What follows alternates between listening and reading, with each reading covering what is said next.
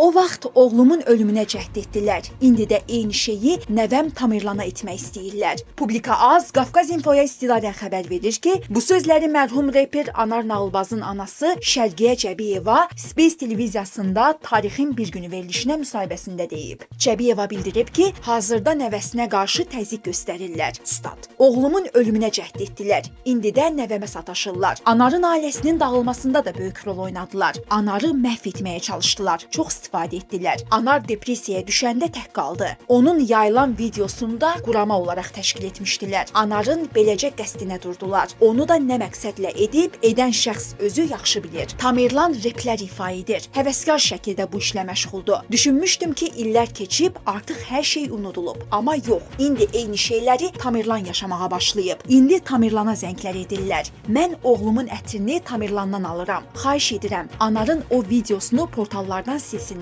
Qeyd edək ki, Anar Nağılbaz 2018-ci ildə 44 yaşında vəfat edib.